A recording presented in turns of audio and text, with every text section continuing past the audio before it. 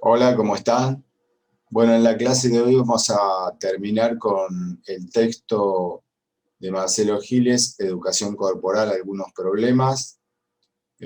Como les dije en la clase anterior, eh, es el último texto de la unidad 1 que vamos a ver. La semana que viene empezamos con la unidad 2, que es el análisis de las distintas prácticas corporales. Bueno, habíamos visto de estas 5 categorías que plantea el texto, habíamos visto 2, cuerpo y movimiento, o nosotros decimos acciones del cuerpo hoy en día, o prácticas corporales, y veíamos que estaban totalmente interrelacionadas esas dos características, que era difícil escindir una de otra en la medida en que ambos aspectos se consideran naturales por la educación física, ¿no? Y lo que planteamos nosotros es todo lo contrario, que son construcciones sociales. En este sentido, van a ver que pasa algo similar con las 3 categorías que vamos a analizar en esta clase, que están totalmente interrelacionadas y en todo caso es necesario diferenciarlas para ver la especificidad de cada una, pero más que nada también se hace por una cuestión de comprensión de los conceptos, porque es muy difícil en el fondo encontrar un discurso distinto en cada una de ellas. Bueno, ¿qué plantea la educación física con respecto a esta primera categoría que es la relación teoría-práctica? La educación física considera a la relación entre la teoría y la práctica una relación de aplicación. ¿Qué quiere decir esto de aplicación? Bueno, hay distintas disciplinas como las ciencias del deporte, lo que puede entrar ahí, la biomecánica, la fisiología, la biología, ¿no? Las ciencias del deporte, las neurociencias, la psicología cognitiva, la antropología, la filosofía de la educación, la sociología, distintas disciplinas que elaboran un conocimiento. El texto dice que deben ser aplicados en la práctica, ¿no? Eso es lo que plantea la educación física, estos conocimientos. Si nosotros queremos ser ciencia, dice la educación física, estos conocimientos que son de carácter científico, los debemos aplicar en la práctica. Ese es el discurso de la educación física. Bueno, nosotros no estamos de acuerdo, evidentemente, con eso, porque si este es un discurso científico, es en el contexto en el que fue elaborado que tiene valor. Para nosotros pueden tener todos estos conocimientos un valor accesorio, pero que es necesario, que debemos saber algo de fisiología, algo de sociología, de pedagogía, no sé, debemos saber algo, pero no es un conocimiento propio, no nos alcanza esto, porque hay algo que está faltando.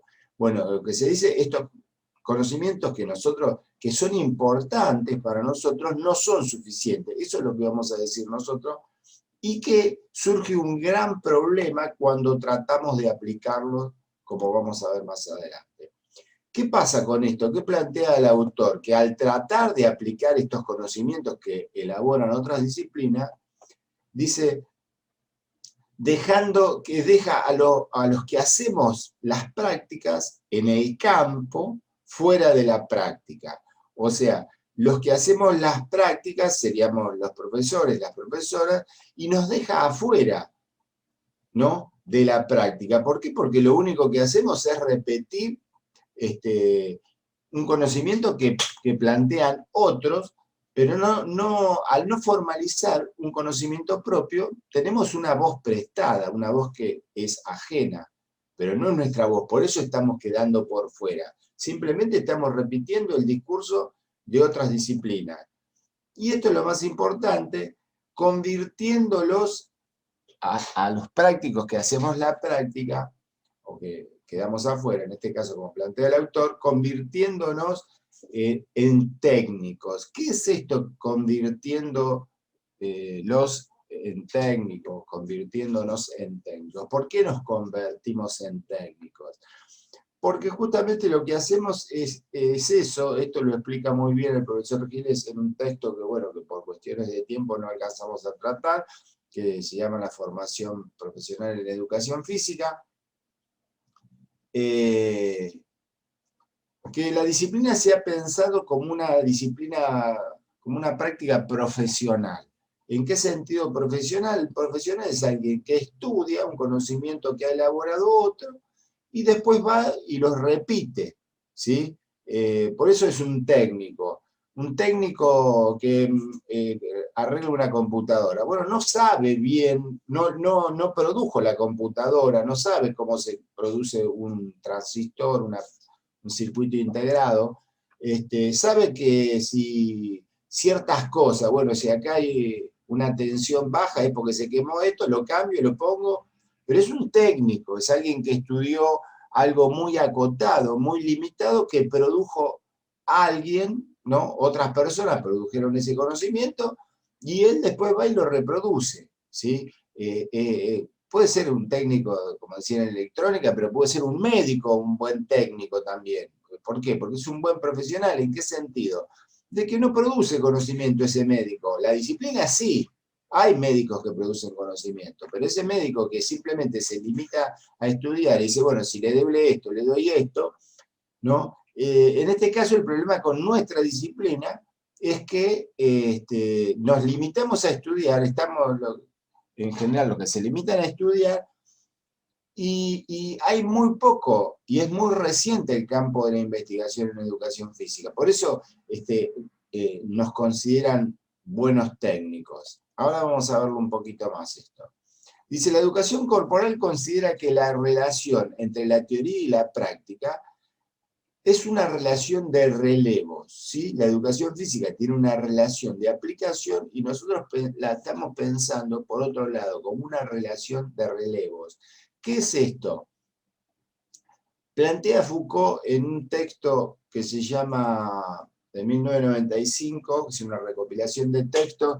Este apartado se llama Los intelectuales y el poder, y en un diálogo con Gilles Deleuze plantea esta relación de relevos en la que los problemas de la práctica se resuelven con prácticas teóricas y los problemas de las prácticas teóricas se resuelven con prácticas, ¿sí?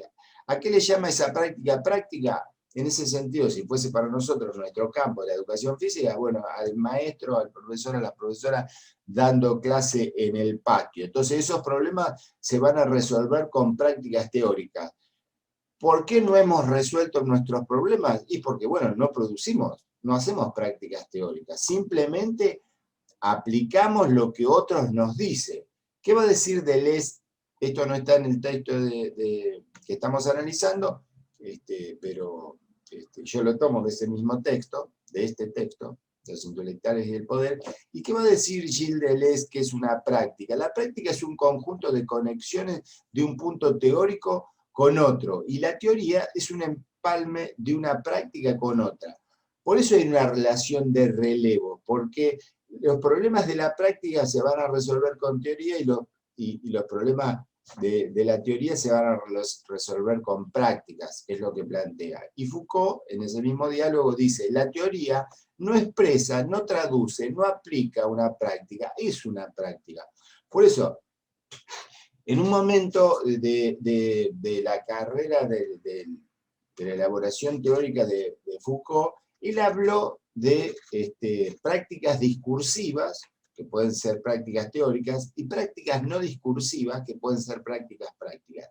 Hacia el final de su vida, en una producción teórica que evidentemente quedó totalmente inconclusa porque murió relativamente joven, él ya no hacía esta diferenciación entre prácticas discursivas y prácticas no discursivas.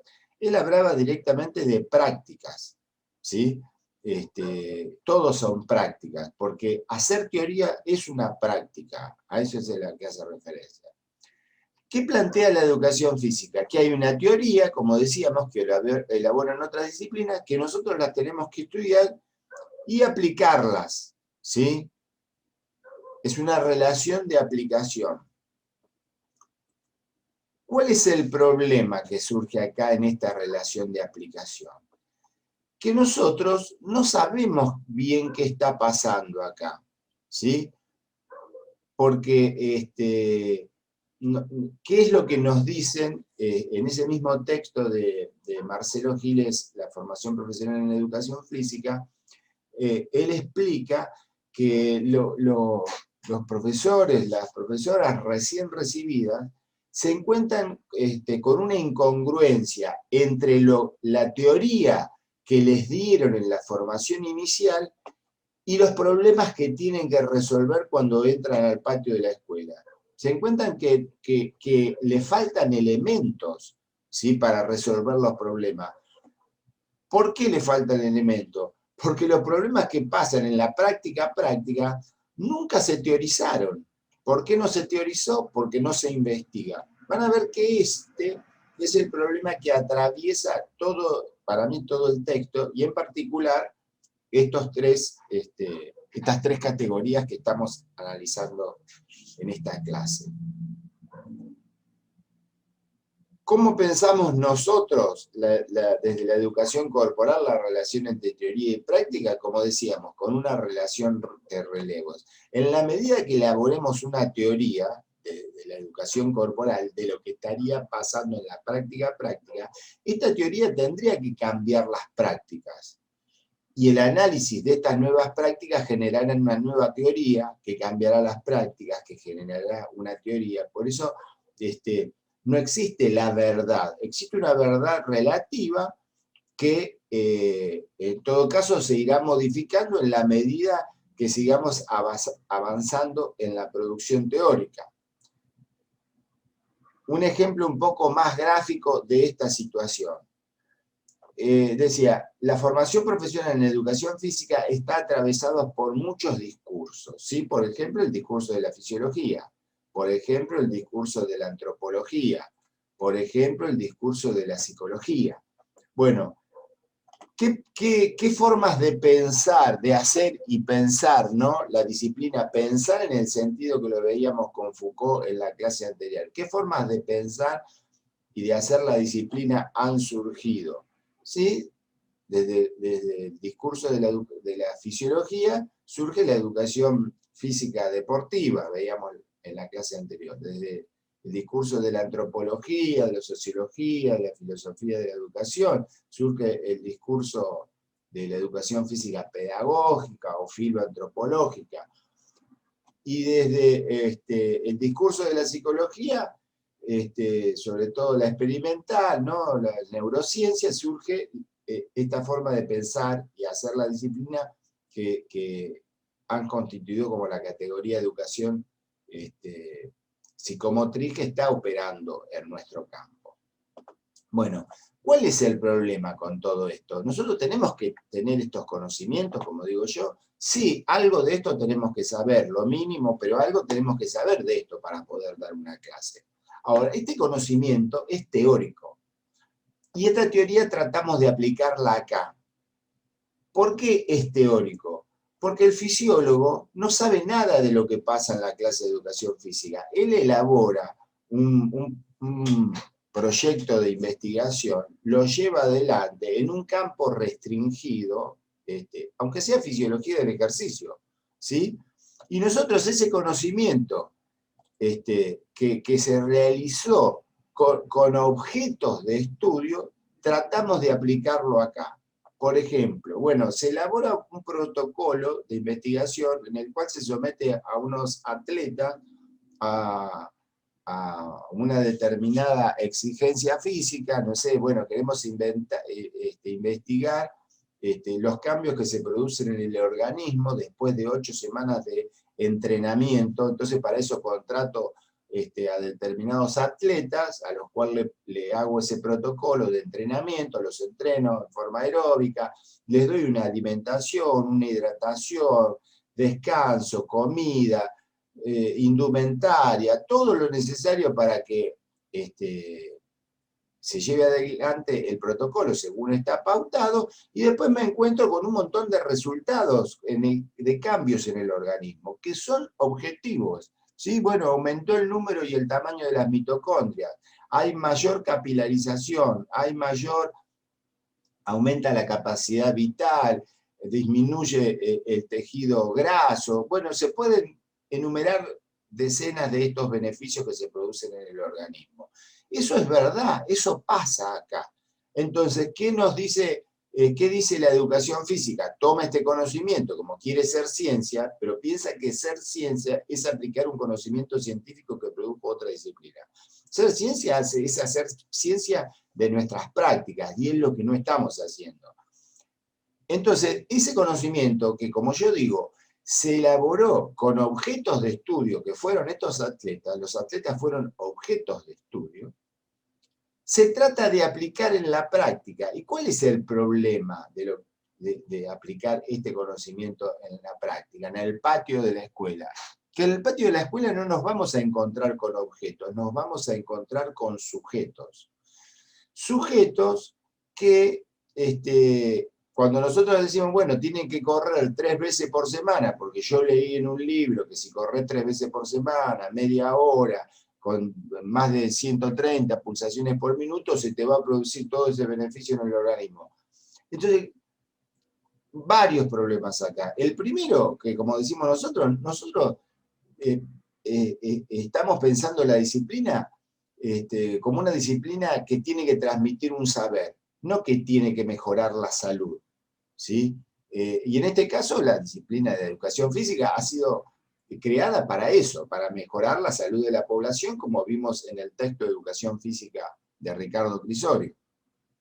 Por eso habla de desarrollar, de mejorar capacidades. Nosotros decimos tenemos que ir a enseñar, como cualquier maestro, cualquier profesor, profesora en la escuela, que va a enseñar. Nosotros tenemos que ir a enseñar. Tenemos que ir a enseñar algo. En nuestro caso decimos que tenemos que ir a enseñar acerca de las prácticas corporales. El de historia enseñará de historia, el de matemática. Y el problema es que la disciplina no se ha concebido así. No importa si aprenden algo, el tema es que se mueva, que relajen la mente, que mejore la salud, para que después vuelvan al aula a hacer lo importante que es los conocimientos intelectuales. Que parece que la educación física no tendría ningún conocimiento intelectual para transmitir, y yo creo que sí, es obvio que tenemos muchos conocimientos. Entonces, por un lado, está esta situación de que trabajan con objetos y se van a encontrar con sujetos. Por otro lado está el tema la fisiología no sabe nada, y digo, ni tiene que saber nada, porque ellos no están elaborando este conocimiento para la escuela, ellos lo elaboran y después que lo tome el que lo tome, pero nosotros lo estamos tomando así y lo estamos tratando de extrapolar a una realidad totalmente distinta.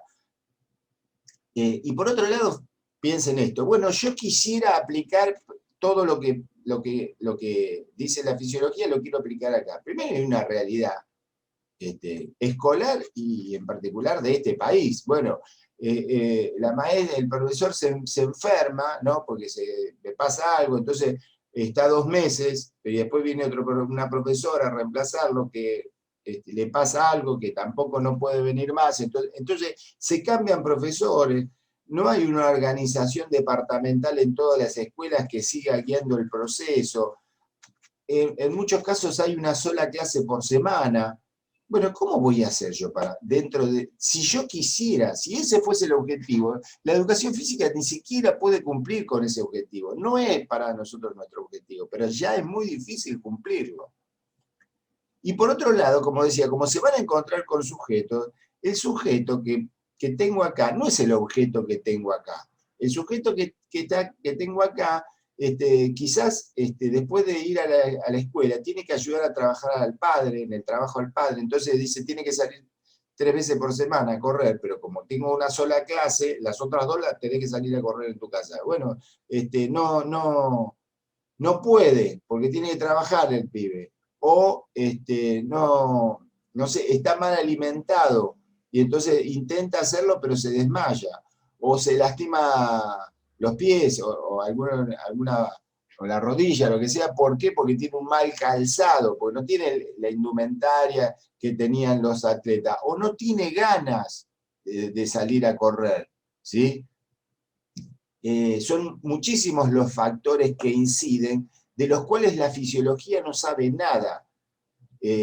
Por eso, acá hay una gran cantidad de cosas que están pasando que se desconocen, ¿sí? Y eso, ¿quién tendría que resolver ese problema? ¿La fisiología? No, si no tiene nada que ver la fisiología acá. Este problema lo tenemos que resolver nosotros. ¿Cómo? Generando nuevas teorías, otro nuevo conocimiento teórico que cambiará estas prácticas. Como decía, estas prácticas al cambiar se seguirán investigando y generará un conocimiento teórico que cambiará. Por eso es un relevo, la práctica es un relevo de un punto teórico a otro punto teórico, en definitiva. Porque atrás de toda práctica siempre hay una teoría. Bueno, vamos con el objeto de estudio. ¿Qué dice la educación física acerca del objeto de estudio? Considera que el objeto de estudio está dado, ¿sí? Que el profesor Giles acá en este caso da una serie de ejemplos. Puede ser el objeto de estudio de la educación física, el movimiento humano.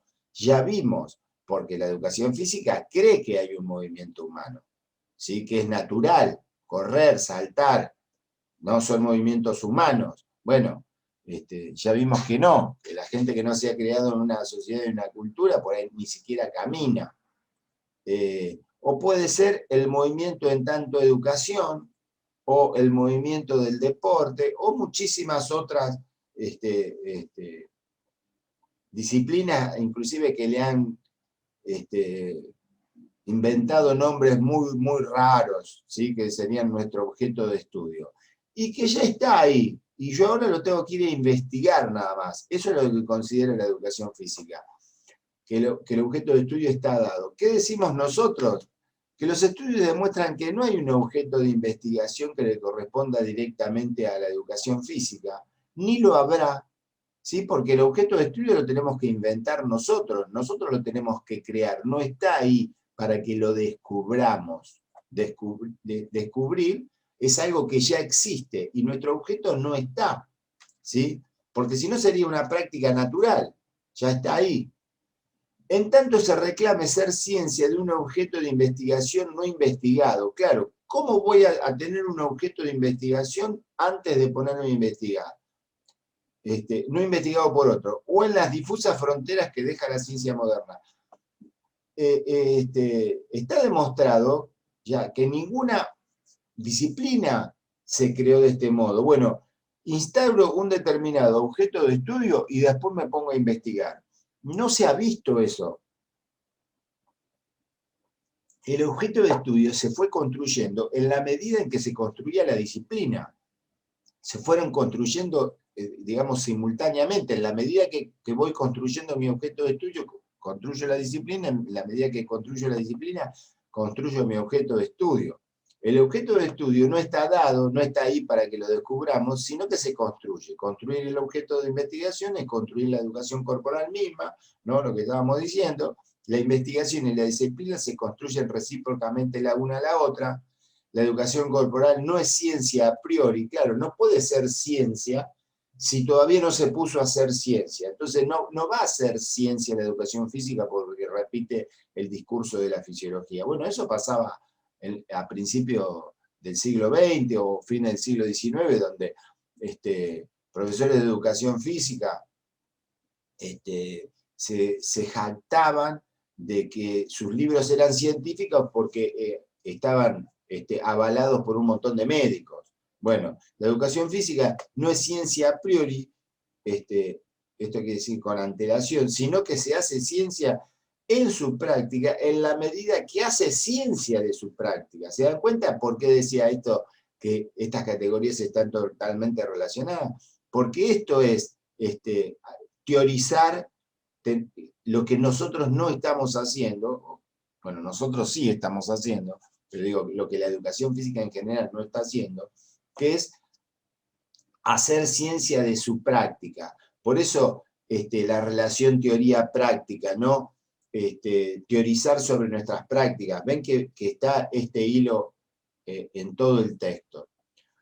Por último, dice, en este contrapunto, que no pretende ser excluyente, ya que podrían seguir problemas como la educación del sujeto, la concepción de práctica, la dicotomía entre conocimiento y saber corporal, dicotomía entre actividad física y práctica corporal, dicotomía entre desarrollo y enseñanza, etc.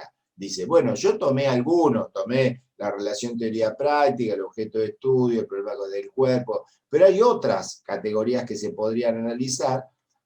Varias de estas, este texto de Giles fue escrito en el año 2008, varios de de estas categorías ya están escritas. Bueno, y por último, dice él, va a analizar esto. Recuerden que esto no está enunciado así, sino que estos son nombres que les voy poniendo yo, en cuerpo, movimiento, objeto de estudio y relación teoría-práctica. Es más fácil, yo decía, en este es más difícil, porque en sí,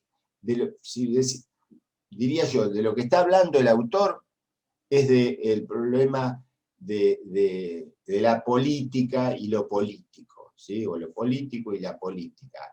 Una diferenciación, bueno, que no es lo mismo, ¿no? Pero digo yo que también podría tener otros nombres esta categoría, que puede ser el saber poder, la verdad y lo político, la verdad y la política, no sé, el saber y lo político, bueno, alguna de todas estas, o varias, podría ser el nombre de este análisis.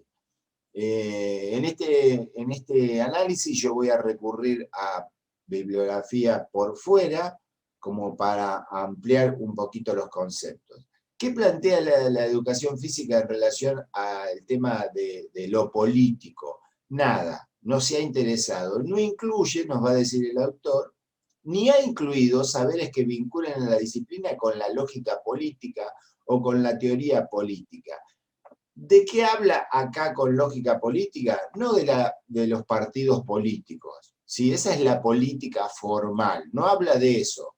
No con la lógica de los partidos, aclara el autor. No está haciendo referencia a que la educación física no se enmarcó dentro de un partido político, porque no tendría en principio mucho sentido eso.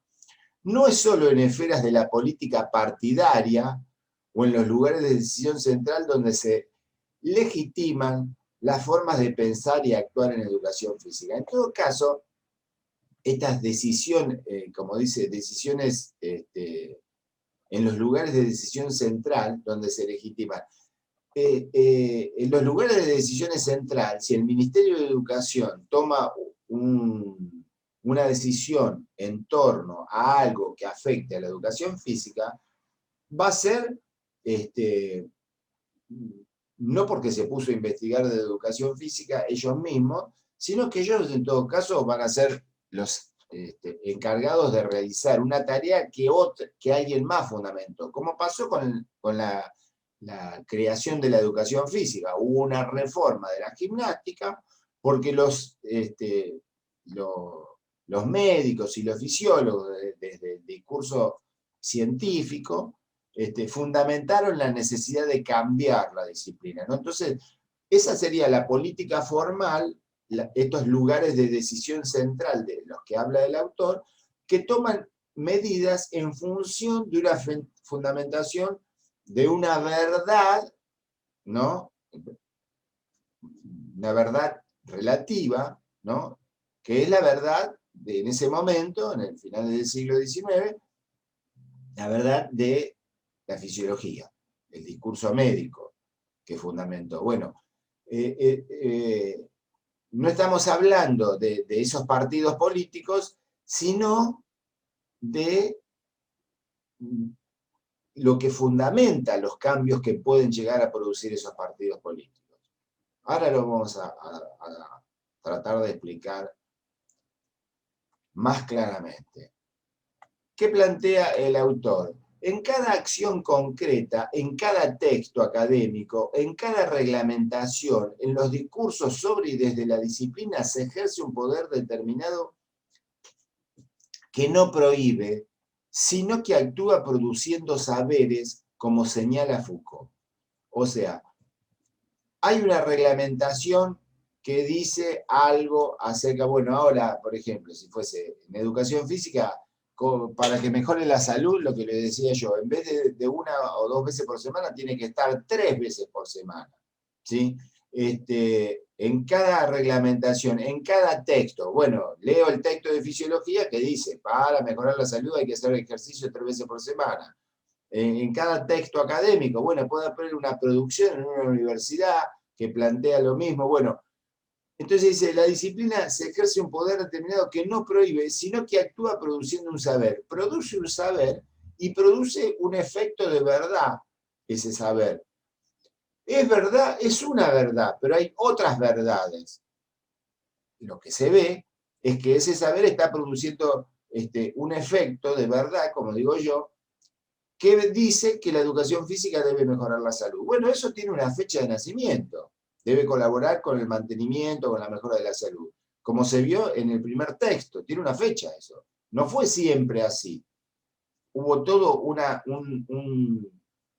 fundamentación, digo yo, en el campo de lo político para que cambie la política. Y la política, como decía Crisorio, la reforma de la gimnástica fue una empresa política y la política la cambió. ¿Pero a través de qué? De una lucha en el campo de lo político. Esa lucha en el campo de lo político por la hegemonía sobre la verdad, sobre lo que constituye verdad, sobre lo que produce un saber, la llevaron a cabo del lado de la educación física los médicos y fisiólogos.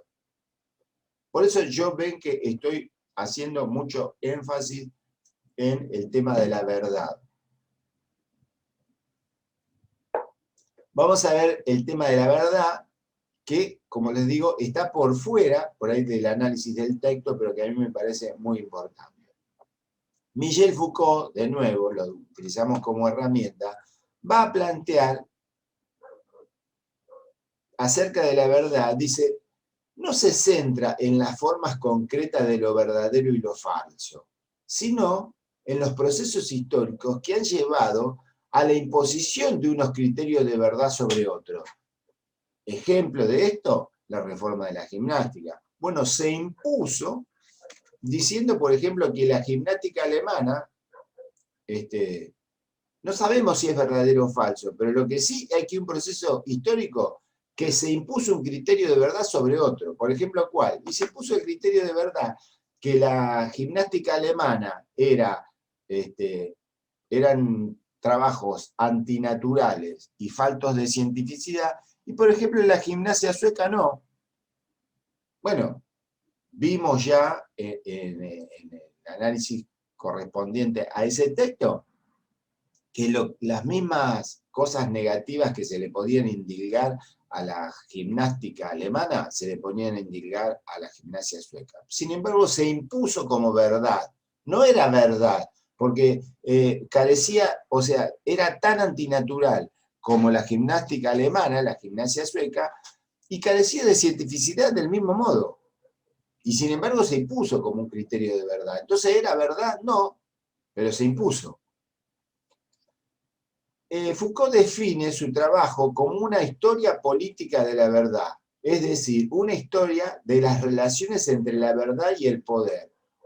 ¿Por qué? Porque hay, como vimos en la clase anterior, una relación directa entre el saber y el poder.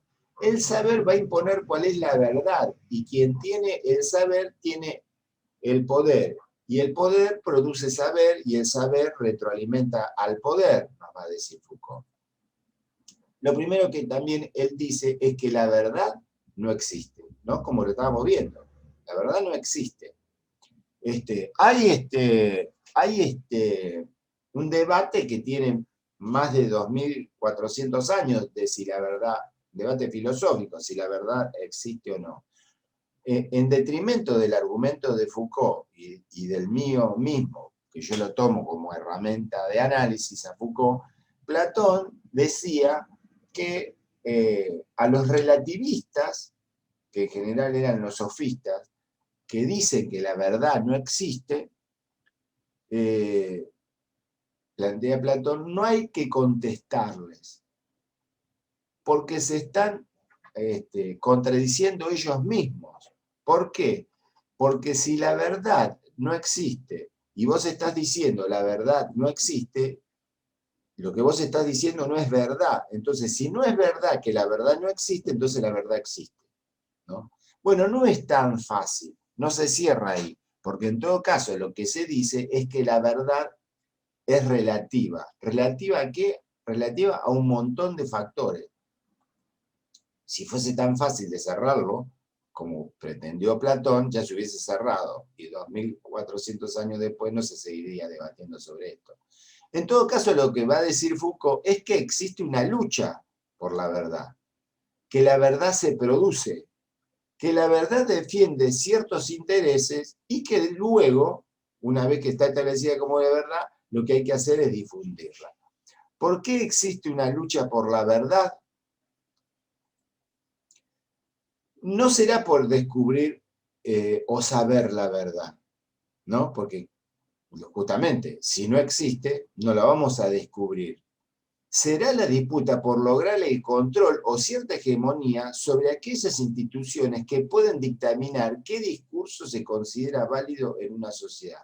Entonces, cuando un discurso dice es un discurso científico, parece como que si fuese científico fuera absolutamente objetivo y que no hay intenciones políticas, económicas, ideológicas atrás de un discurso científico. Y atrás de un discurso científico está todo eso, ¿sí? Entonces, no es por saber la verdad, sino la disputa por lograr cierta hegemonía sobre aquellas instituciones que pueden determinar qué es verdadero o no. Dice, la verdad se produce. La verdad se produce porque no refleja la realidad, produce la realidad, ¿sí? Produce efectos de verdad. Si un sujeto o una comunidad piensa, entre comillas ese piensa, ¿no? Porque se lo van machacando y machacando y machacando, que una cosa es verdad, actuará en consecuencia. La verdad se produce. ¿Quién la produce? Instituciones que tienen el aval para hacerlo. Centros educativos, universidades, centros de investigación, medios de comunicación, ¿no? Ya vemos cómo se instaura actualmente la fake news, ¿sí? El Estado. Se producen regímenes de verdad, va a decir, veridicción. ¿Qué es la veridicción para Foucault? La pretensión que reivindica un discurso de decir verdad. ¿Cómo se produce? Si un discurso es tomado como válido, no quiere decir que lo sea, pero si es tomado como válido, ya es verdad. Simplemente ha seguido ciertos requisitos, pautas, normas que dan estatuto de verdad. Por ejemplo, ser información oficial, ser información científica, por supuesto. Vamos ahora, quería meter esto de la verdad en el análisis y diferenciar un poquito más esto de la política y lo político. Que para eso yo tomo a esta filósofa belga, que se llama Chantal Mouffe, fundamentalmente lo que voy a mostrar es de este libro En torno a lo político, y ella diferencia lo político y la política de la siguiente manera. Concibe a lo político como un espacio de poder, conflicto y antagonismo. Esta dimensión de antagonismo se considera constitutiva de todas las sociedades humanas. ¿Qué es esta? Ese es el espacio de lo político. En toda sociedad humana, dice ella, siempre van a estar ellos y nosotros. Entonces siempre va a haber un debate, que va a ser un debate en torno a lo político. Siempre va a haber una lucha, ¿sí? Hay una lucha por establecer un espacio de poder, porque en este caso el que tiene el poder va a tener el saber, relacionándolo con Foucault, y si tenés el saber, puedo tengo derecho a tener veridicción, el derecho a reivindicar que mi discurso es verdadero. Y siempre va a haber un espacio de lucha. Esto de se creó la grieta, mentira, que la grieta en el país viene desde antes de que se constituya el país. Bueno, para eso han estudiado historia, supongo que ya lo saben. Pero es mentira de que, bueno, hay una grieta. Claro, es porque siempre van a estar ellos y siempre vamos a estar nosotros. En todos los aspectos de las sociedades humanas. Es constituida, es parte constitutiva, como dice Chantal Mouffe, de las sociedades humanas. ¿Y qué es la política? Sí, lo formal, lo que decíamos, la política partidaria. Entiende a la política como el conjunto de prácticas e instituciones correspondientes a la actividad política tradicional, a través de las cuales se crea un determinado orden organizando la coexistencia humana en el contexto de la conflictividad derivada de lo político. O sea, es parte de la sociedad humana, siempre va a haber una conflictividad, porque siempre va a haber una torta, por ejemplo, a repartir, ¿sí? Si fuese a nivel macro país, bueno, hay un PBI, una producción, bueno, y dice, no, los empresarios quieren que le bajen los impuestos, y las organizaciones sociales que apoyen que hay más desempleo. Bueno, siempre va a haber un conflicto. Esa lucha de antagonismo es lo político. Y las decisiones que se toman para resolver los problemas en lo político es la política, ¿no? Tomando a otro autor que se llama Martín Retamoso Benítez, es un trabajo que se llama Lo político y la política, los sujetos políticos, conformación y disputa por el orden social. Por supuesto que no habla de educación física, está hablando en lo macro, pero yo lo traigo para que se imaginen lo que teoriza Martín Retamoso Benítez, para que se imaginen la situación, o por lo menos yo me la imagino, cómo opera este discurso en el campo de la educación física. Formas de transformación o cambio social. Nosotros queremos transformar la disciplina, porque no estamos de acuerdo con los conceptos, con la fundamentación, con la teoría que opera en el campo de la educación física. Por eso nosotros queremos hacer una transformación o un cambio social. Dice, pueden pensarse formas de conflicto y disputas en su seno que son particularmente evidentes en ciertos momentos históricos. Los procesos de expansión de la dislocación están vinculados a la subjetividad, porque en los espacios abiertos es esta la que produce una puesta en cuestión de la naturalidad del orden, lo que devela su origen violentamente contingente. ¿Qué está diciendo acá?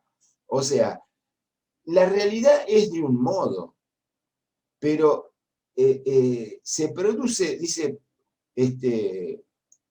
hay una naturalidad del orden que ya se da así. Bueno, la gente cree que la escuela es de toda la vida y que si yo no voy a una escuela 15 días, el pibe se va a frustrar, le va a salir, ¿viste?, un trauma psicológico. Bueno, la escuela es una institución reciente. Bueno, la gente piensa que si sale a correr todos los días va a vivir más.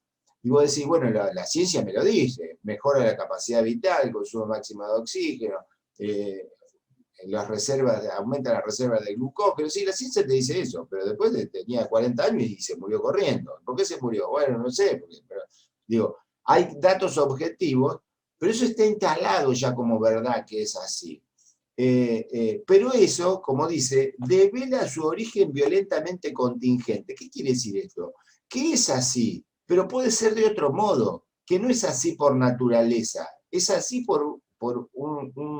porque el conflicto social se derivó en esos términos, pero podría ser de otro modo, y en todo caso nosotros queremos una transformación.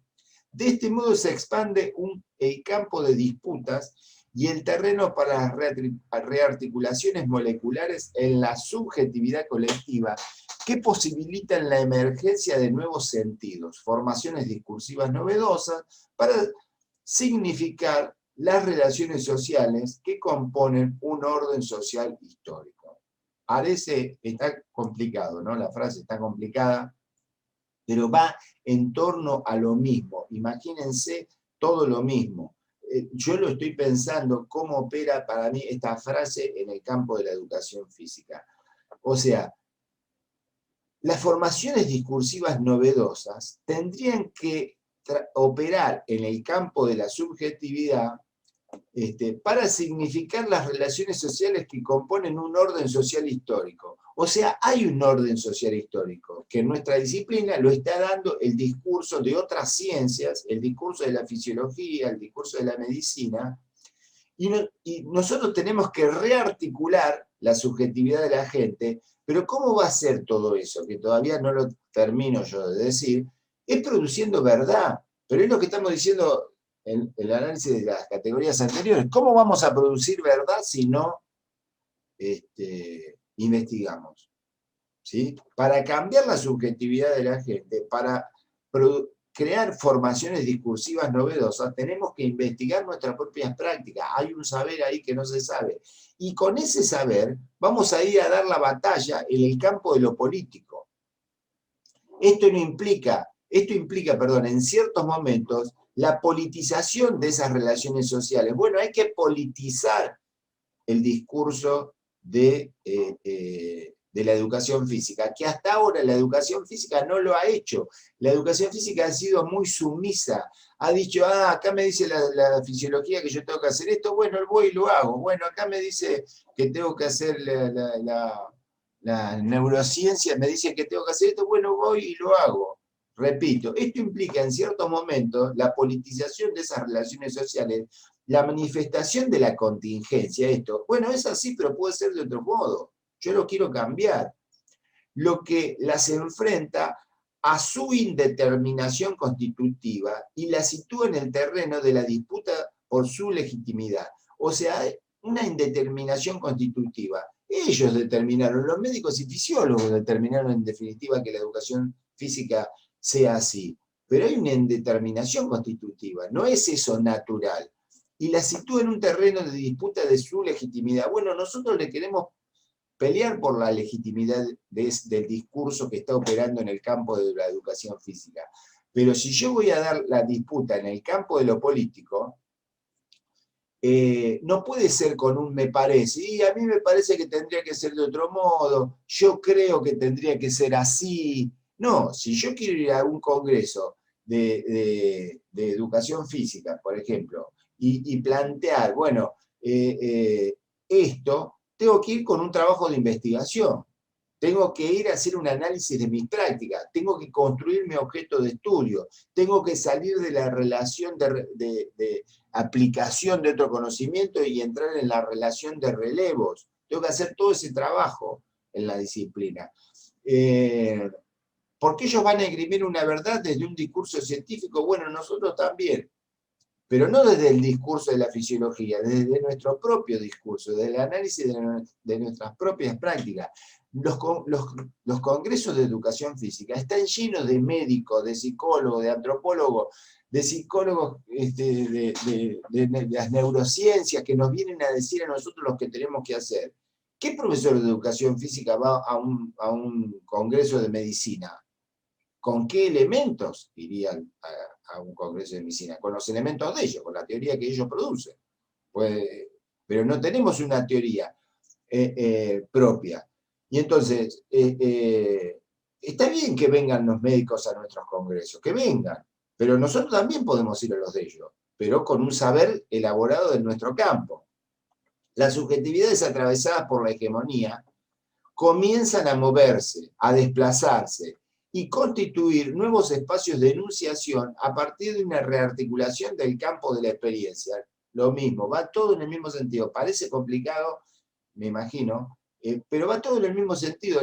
Si nosotros generamos un conocimiento propio, si empezamos a hacernos nuestras propias preguntas sobre nuestras propias prácticas, las subjetividades atravesadas por la hegemonía, ese discurso de que la educación física es salud, va a comenzar a moverse y a desplazarse y a construir nuevos espacios de enunciación. O sea, nosotros tratamos de contagiar, de también decir nuestra verdad, y que otros empiecen a compartir esta forma de pensar y crear un nuevo espacio de enunciación que colabore en la construcción de esta disciplina que nosotros queremos que se llame educación corporal. La constitución de los sujetos políticos puede concebirse a partir de una rearticulación de la subjetividad colectiva que opera en la desnaturalización de los sentidos hegemónicos. Eso es, nosotros queremos, ¿por qué estamos diciendo en el primer día, ustedes vienen a estudiar educación física y nosotros lo único que vamos a hacer es criticarla? Para desnaturalizar los sentidos hegemónicos, de que la educación física es una disciplina que tiene que ir a entretener a la gente, a mejorar su salud, que no tiene que ir a transmitir ningún saber, no tienen que enseñar nada porque las cosas que se aprenden a nivel intelectual solo están en el aula. Bueno, hay un saber corporal que debe ser transmitido por alguien y no lo está haciendo nadie, porque la gente no aprende nada. En la presencialidad yo preguntaba, ¿qué aprendieron en la clase de educación física? Y en general la respuesta era nada, no aprenden nada. Sí, aprendí las reglas de un deporte, aprendí una técnica de un deporte, pero acerca de cómo moverse, para qué moverse, cómo hacerlo eficientemente, cómo no hacer ejercicios que pueden ser más perjudiciales que beneficiosos, siguiendo una moda. Bueno, la educación física ha producido saberes de la lógica de la ciencia, saberes que circulen entre nosotros como verdades universales, que esconden lo que no dicen y por lo tanto deben ser revisados. O sea, si atrás del discurso de la educación física está el discurso de la fisiología, bueno, hay algo que no dice. No te está diciendo que no es un saber propio, por ejemplo. La educación física ha evitado esta reflexión sobre la política. Diría yo, en este caso, sobre lo político, ¿no? Una reflexión sobre lo político sería ir a disputarle el poder a la fisiología, el gran poder que tiene sobre nuestra disciplina.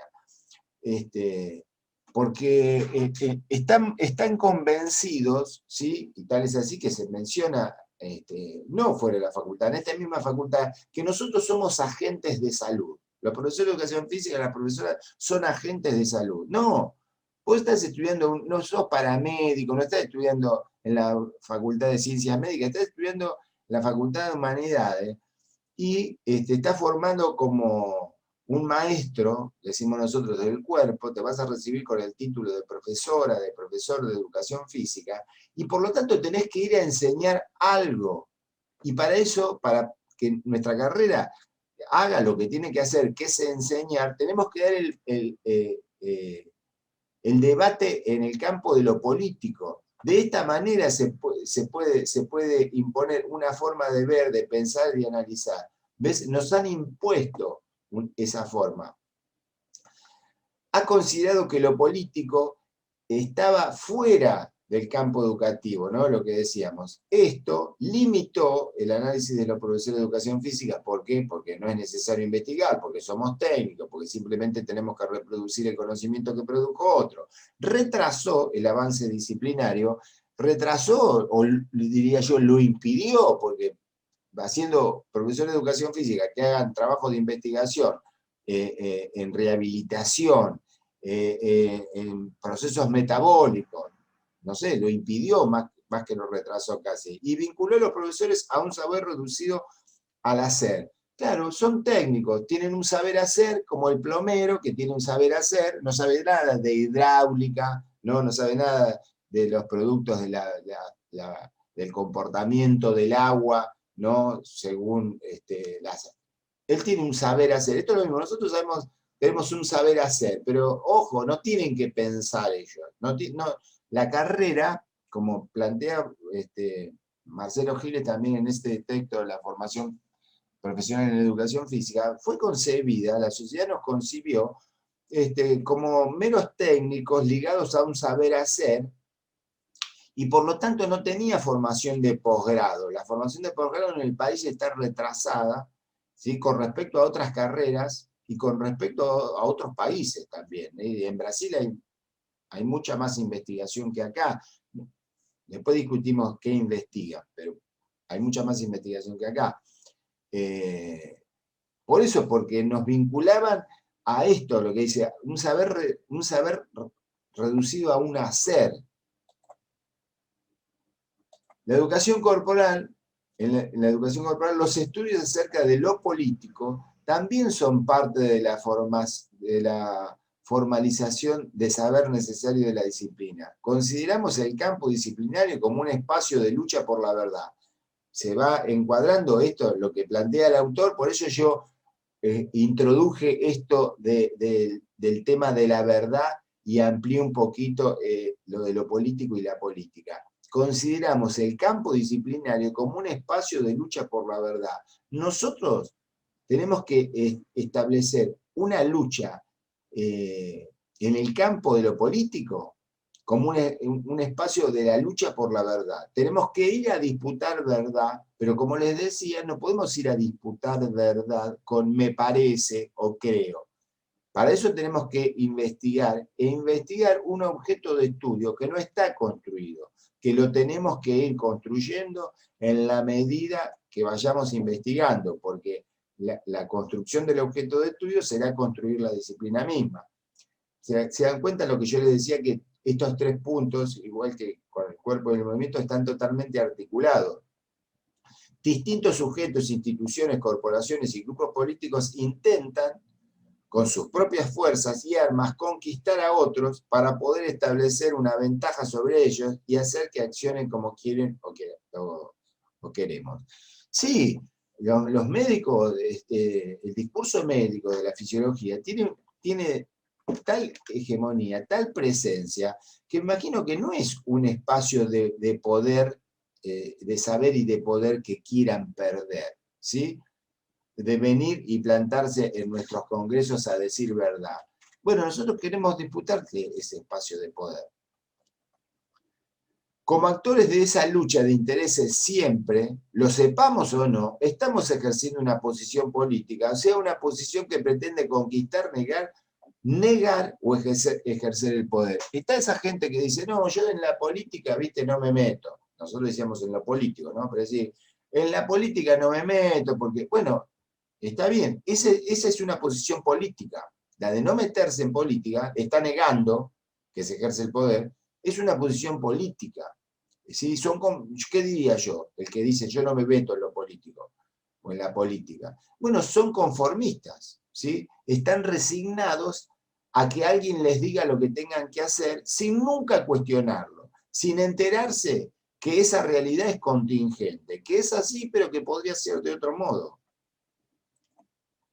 Nuestro campo constituye un campo de otros campos de la vida social, interdependiente de ellos, por eso es preciso comenzar a preocuparnos por incluir esas reflexiones desde la formación. La educación corporal y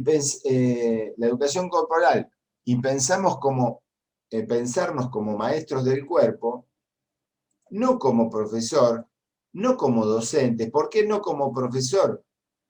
El profesor, ¿qué dice los diccionarios? Es el que profesa, el que ejerce una profesión, ¿no? El buen profesional, el que repite un discurso. La profesión, acción y efecto de profesar una religión, ¿no? Repite acríticamente algo. ¿Qué es profesar? Tener o mostrar un sentimiento o una actuación hacia alguien, algo.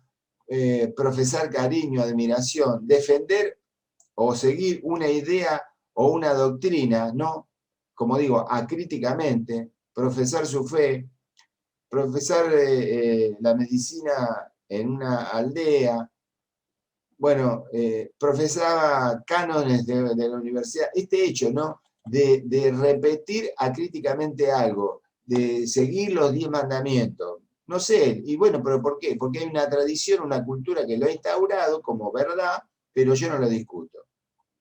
Entonces nosotros nos pensamos como maestros del cuerpo. Supone concebir a la disciplina como una práctica educativa que amerita centrar los esfuerzos tanto en el plano de la enseñanza como de la investigación y de la gestión, ¿sí?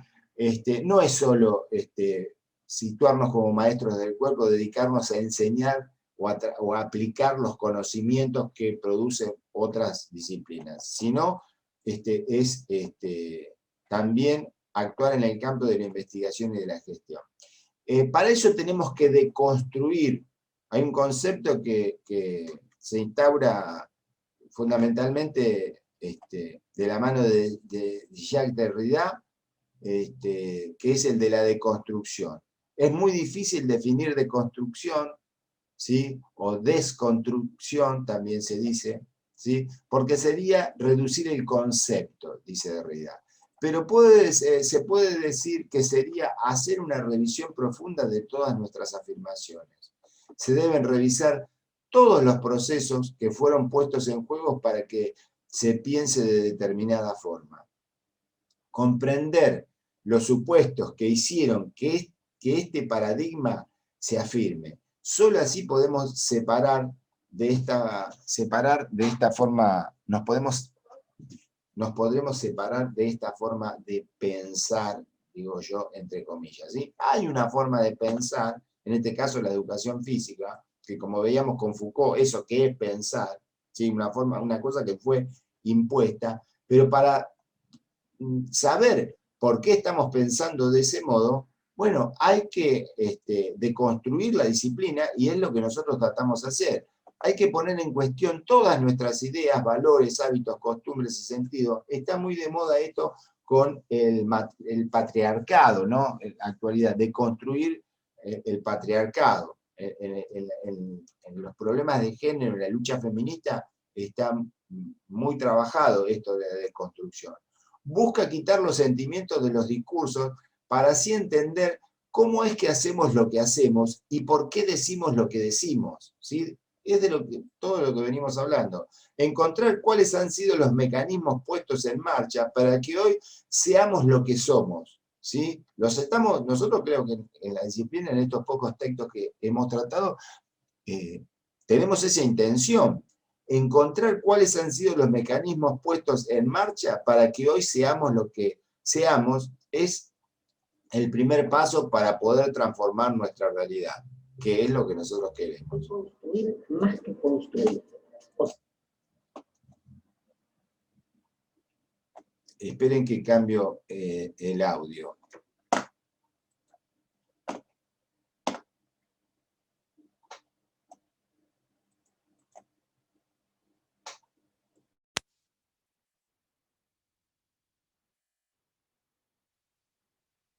O sea, partimos de construir más que construir. O sea, partimos de la idea de que una realidad normalizada nos instala categorías y criterios como si no pudiesen ser de otra manera. Cuando uno deconstruye, pone todo en cuestión y se da cuenta que hasta lo que uno cree absolutamente, digamos, cotidiano, propio de su realidad diaria, esos conceptos básicos de los que uno nunca dudaría, también pueden ser deconstruidos. Ir mostrando que en el fondo son construcciones que pueden ser de otro modo. Deconstruir es como desarmar algo que está construido, no es destruir, es desarmar, que es distinto, pero algo que fue construido. ¿Por qué? ¿Para qué? ¿De qué se trata la deconstrucción? Quiero decirlo muy claro, toda deconstrucción es una práctica política, porque te estás peleando contra el ejercicio de un poder. ¿Qué poder? El que instaló una idea, un valor, un concepto, y no mostró que ese concepto tiene una historia, tiene un interés, tiene beneficiarios, tiene un determinado orden que le es funcional a algunos y no a otros. Todo concepto que se normaliza o se naturaliza como algo definitivo, seguro, como si fuera parte de las cosas, esconde que fue construido ese concepto.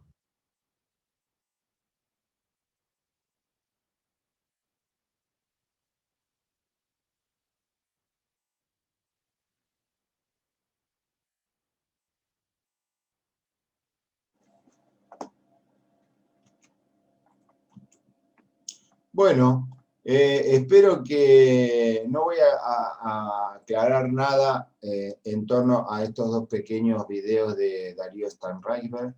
Espero que haya sido más claro que yo, que eso haya aportado un poquito más. Pero ven que lo único que digo en relación a esto, que atrás de esto siempre se esconde algo, y que cuando se instaura algo como verdad, a alguien le conviene que eso esté pasando, ¿sí? A alguien le conviene. Nosotros creemos que lo que está pasando a nosotros no nos conviene. Entonces, la revisión arqueológica de los discursos y prácticas de la educación física pueden permitir establecer nuevos análisis acerca de la vinculación de la disciplina con el campo de la salud, el discurso médico, el campo de la educación, la función que se le asigna a través de los distintos dispositivos, las relaciones de saber y poder que atraviesan el campo. La función, en función de su apego a educar lo físico, lo perceptivo y lo orgánico a través de los estímulos necesarios, ¿no? ¿De qué está hablando? De las distintas formas de pensar que operan en el campo de la educación física. Educar lo físico, ¿es posible educar lo físico? Bueno, no. Por eso es una contradicción ya el nombre de la disciplina, educación física. Está hablando de la educación física deportiva. Lo perceptivo, ¿no? Está hablando de la educación psicomotriz, lo orgánico, a través de estímulos necesarios, lo mismo, la educación física deportiva. Difícilmente los saberes de la educación física se orienten hacia concepciones que establezcan claramente el carácter político y social de las prácticas corporales y el cuerpo. Claro, si no damos un debate en torno a lo político, si no construimos nuestro saber, ¿cómo nos vamos a dar cuenta de que en el campo están operando los discursos de la fisiología, de la psicología, nada más? Se orientan hacia concepciones que establezcan claramente el carácter político y social de las prácticas corporales del cuerpo.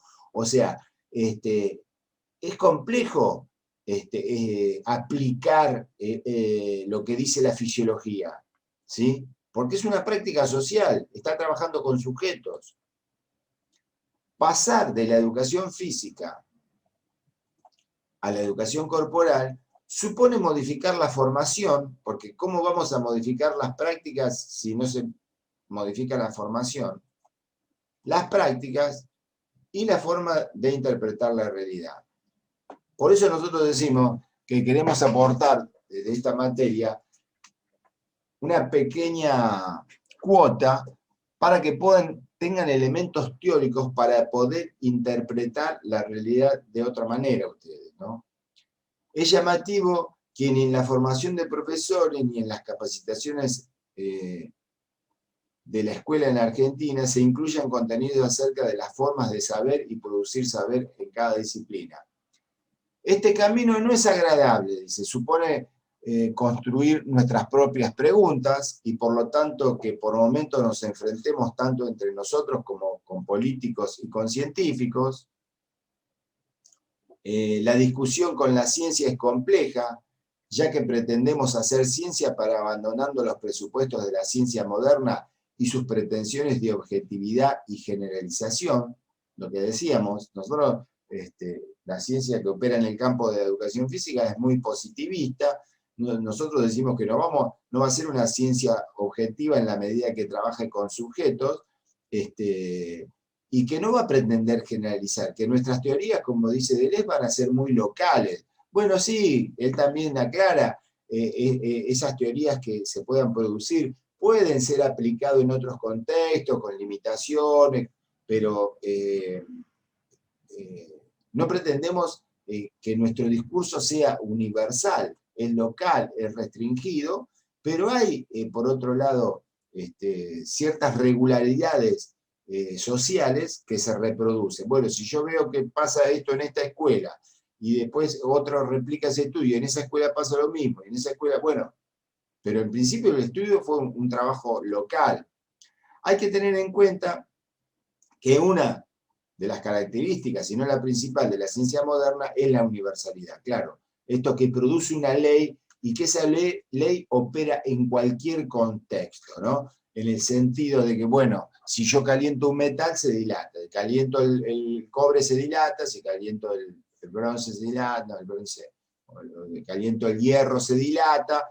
Bueno, entonces pongo una ley que es universal, generalizo. Todos los metales sometidos a calor se dilatan. Bueno, lo mismo se pretende hacer con este tipo de ciencia, cuando habla de la ciencia moderna, en el campo de la educación física, sin entender que no está tratando con objetos inanimados, sino que son sujetos. Entonces, cuando uno instaura un discurso en un determinado contexto, puede ser totalmente distinto en otro contexto social.